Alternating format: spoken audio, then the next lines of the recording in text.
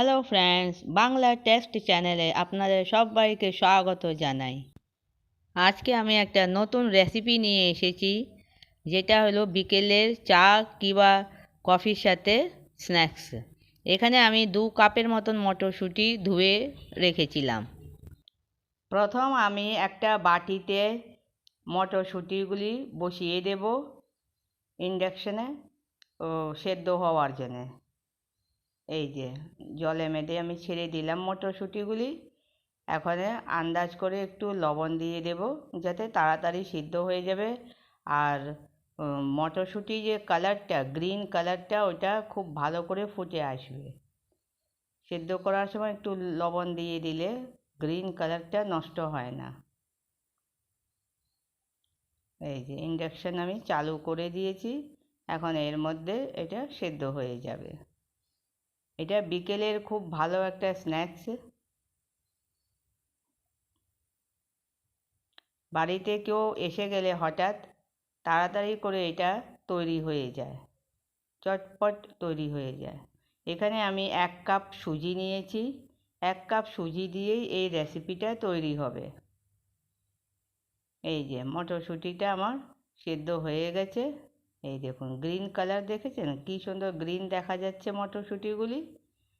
Complete হয়ে গেছে সেদ্ধ। ইন্ডাকশন অফ করে দিলাম। এখন এটাকে একটা ছাঁকনিতে ছেঁকে নেব।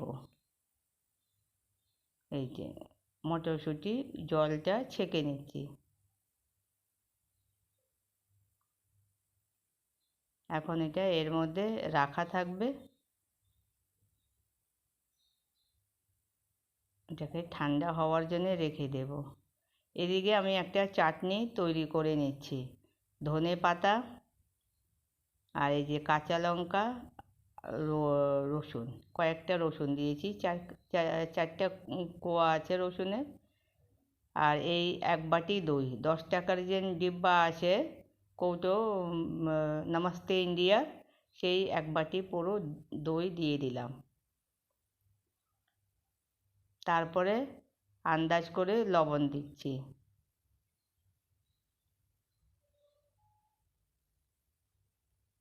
এখন এটাকে পিষে নেব।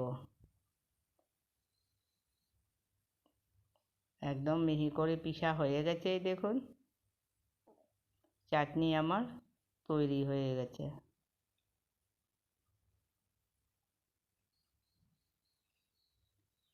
এই যে এই দেখুন চাটনিটা কি সুন্দর তৈরি হয়েছে, স্মুথ একদম দেখা যাচ্ছে। দই দিয়ে চাটনিটা পিষলে অনেক মানে টেস্টটাও ভালো হয়, আর দেখতেও খুব সুন্দর দেখা যায়, কালারটা খুব সুন্দর আসে। আর আপনারা যদি ইচ্ছে করে তো এইটার মধ্যে আপনারা লাস্টে একটু তড়কা লাগিয়ে দিতে পারেন রাই দিয়ে।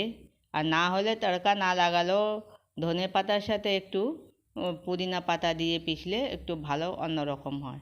এই দেখুন এখন আমি মটরশুঁটিটা পিষে নেব। প্রথম ধনে পাতা দিলাম, মটরশুঁটি দিয়ে দিলাম, এই যে রসুন, কাঁচা লঙ্কা একটু দিয়ে দিচ্ছি। আর সবার আপনারা নিজেদের আন্দাজে ঝাল দেবেন। আমি নিজের আন্দাজে ঝালটা দিলাম, ঝাল আমরা একটু কম খাই। এই দেখুন একদম প্লেন করি নেই, একটু দরদরা মতন পিষেছি। এবার কড়াতে তেল বসিয়ে দিয়েছি। তেল গরম হয়ে যাওয়ার পর হিং দিয়ে দিয়েছি। আন্দাজ করে হিং দিলাম, আর একটু জিরে। জিরেটা একটু ভালো করে ভাজা হয়ে গেলে তারপরে দিয়ে দেব আদা কুচি। এই যে আদাটা একটু নেড়ে ভাজা হয়ে যাবে। এই যে ভেজে নিচ্ছি একটু নাড়িয়ে চাড়িয়ে। ভাজার পরে এখন দিয়ে দেব এই লঙ্কা কুচি। লঙ্কা কুচি দেওয়ার পরে এই যে একটা পেঁয়াজ কুচিয়ে রেখেছিলাম, সেই পেঁয়াজটা দিয়ে দিলাম।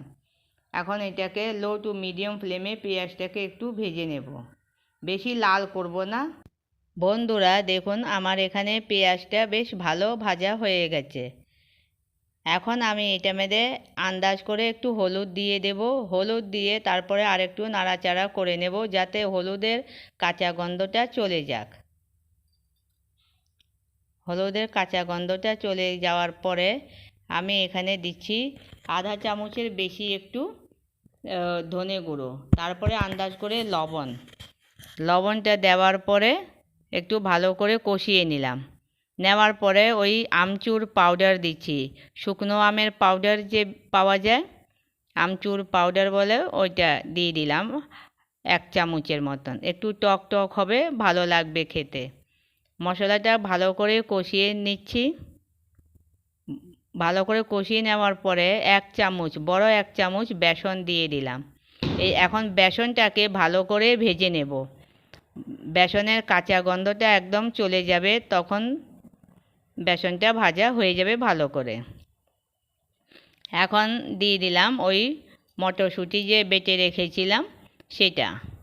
এখন এটাকে মশলার সাথে মটরশুঁটির পেস্টটাকে ভালো করে মিক্স করব। আর যখন মটরশুঁটি ভাজা হয়ে যাবে, কড়াই থেকে নিজে নিজেই উঠে যাবে। এই দেখুন, কড়া ছাড়তে লেগেছে মটরশুঁটি, এর মানে মটরশুঁটি ভাজা হয়ে এসেছে, মটরশুঁটির কাঁচা গন্ধটা চলে গেছে। আমি যে এটাকে ভাজছি, খুব সুন্দর একটা গন্ধ বেরোচ্ছে। আপনারা তো সেই গন্ধটা পাচ্ছেন না, আমি পাচ্ছি, তাই বলছি, খুব সুন্দর গন্ধ আসছে। বন্ধুরা, আমি এখানে একটা কথা বলতে চাই। আমার এই চ্যানেলে যদি নতুন বন্ধু এসে থাকে, তাহলে চ্যানেলটাকে প্রথম সাবস্ক্রাইব করে নেবেন। আর যদি আমার এই রেসিপিটাকে খুব ভালো লেগে থাকে, তাহলে অবশ্যই সাবস্ক্রাইব না করে যাবেন না। এই দেখুন, এটাকে একটা প্লেটে নামিয়ে নিয়েছি, আর একটু ঠান্ডা করে তারপরে এটার ছোট ছোট করে লিচি করে রাখছি। আন্দাজ মতন ছোট ছোট করে লিচি করে নিচ্ছি। তারপরে আপনাকে ওটা দেখাবো, সুজিটা দিয়ে আমি কি করেছি সেটা পরে দেখাচ্ছি। এই দেখুন, আমার সবগুলি লিচি তৈরি হয়ে গেছে। এখানে আমি এক পাশে একটা গামলাতে গরম জল বসিয়ে দিয়েছি, তার ভিতরে একটা বাটি রেখে দিয়েছি। কেন কি, এটাকে ভাপে তৈরি করতে হবে, তো ওদিকে জলটা গরম হোক। আর এখানে আমি কড়াতে 2 কাপ জল দিয়েছি। এখন আমি এই জলের মধ্যে আন্দাজ করে একটু লবণ দিয়েছি, আর যতটা সুজি ততটা আন্দাজ করে লবণ দিতে হবে, আপনারা নিজেদের আন্দাজে দেবেন। আর একটু ধনেপাতা কুচি দিয়ে দিয়েছি। এই যে ধনেপাতা দিলে খুব ভালো একটা গন্ধ হবে সুজিতে।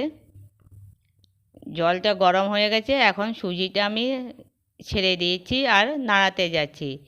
কন্টিনিউ এটাকে নাড়াতে হবে, ফ্লেমটা একদম লো রাখতে হবে। কেন কি, এটা আস্তে আস্তে তাহলে সুজিটা ভালো করে সেদ্ধ হয়ে যাবে। সুজিটাকেও তো রান্না করতে হবে, ভালো করে পাক দিতে হবে। এই দেখুন কি সুন্দর সুজিটা হয়ে গেছে আর কড়া ছেড়ে দিয়েছে।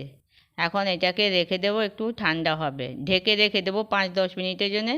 তারপরে এই দেখুন ঠান্ডা হয়ে গেছে। এখন আমি থালে নিয়ে মাখছি। এটাকে আটার মতন, যেরকম আটা মাখি আমরা রুটি করার, সেরকম করে মেখে নিচ্ছি। একদম সফট হয়ে গেছে, দেখুন কি সুন্দর হয়েছে মাখা। এখন দেখুন, এর থেকে লিচি কেটে এই রুটির মতন লিচি নিয়ে নিচ্ছি, আর এটাকে এরকম বাটির মতন তৈরি করব। এই বাটির মতন তৈরি করে তারপরে ওই যে মটরশুঁটির একটা লিচি এর মধ্যে ভরে দেব। এই যে এরকম করে মুখটাকে চেপে দেব ভালো করে, এটাকে মুখটাকে বন্ধ করে, তারপরে এটাকে কাটলেটের আকারে শেপ দিয়ে দেব। যার যেরকম ইচ্ছা করে, আপনারা লম্বা করে রোল টাইপেরও করতে পারেন। আমি এরকম করে করলাম, আমাকে এই আকারটা খুব ভাল লাগে, এই শেপটা। এই যে আবার দেখাচ্ছি একটা, এরকম করে বাটির মতন তৈরি করে, আর ওর মধ্যে এই যে একটু মটরশুঁটি লিচি এই যে রেখে দিলে পুরটা ভরে, তারপরে এরকম মুখটাকে ভালো করে এঁটে দিতে হবে। তারপরে এটাকে বেশ এরকম করে হাত দিয়ে করে হালকা হাতে এই যে হয়ে গেল, খুব সুন্দর। এই যে আমার সবগুলি তৈরি হয়ে গেছে। ওই থালটাকে আমি ওর গরম জলের বাটির উপরে বসিয়ে একটা ঢাকা দিয়ে ঢেকে দিয়েছি, আর ফ্লেমটাকে একটু মিডিয়াম করে দিয়েছি। এই যে হয়ে গেছে আমার রেডি। এই দেখুন কি সুন্দর দেখা যাচ্ছে। এখন এটাকে একটা তড়কা লাগিয়ে দেব। একটু ভেজে নিলে কি হবে, আরও ভাল লাগবে। অমনি ভাপে মেরে করেও আপনারা খেতে পারেন, একটু এরকম করে ভেজে নিলে ভাল লাগবে আরও। তেলে মেরে প্রথম একটু সর্ষে দিয়েছি কিংবা রাই দিয়ে দেবেন, আর কাঁচা লঙ্কা আর কারি পাতা, আর সামান্য একটু আমি হলুদ দিয়েছি। আপনারা হলুদ না দিয়ে আপনারা লাল লঙ্কার গুঁড়োও দিতে পারেন, যাতে একটু কালারটা খুব ভালো আসবে। এই যে এই দেখুন আমি হলুদ দিয়েছি তো একটু হলদে হলদে কালার হয়েছে। আপনারা লাল লঙ্কার গুঁড়ো দেবেন, তাতে লাল লাল হইবে, খুব ভালো লাগবে। এই দেখুন একদম রেডি হয়ে গেছে স্ন্যাক্স। খুব সুন্দর সুজির একটা, কম তেলে মেদে, একদম তেল নাই মনে করেন, একদম অল্প তেলে মেদে খুব সুন্দর স্ন্যাক্স হয়েছে।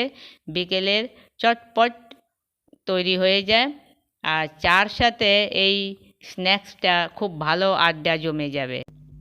এবার এটাকে চাটনির সাথে সার্ভ করা হয়েছে, খুব ভালোভাবে সবাই খেয়ে নিন। আমি আবার নতুন রেসিপি নিয়ে আসবো, ততক্ষণের জন্য বাই বাই।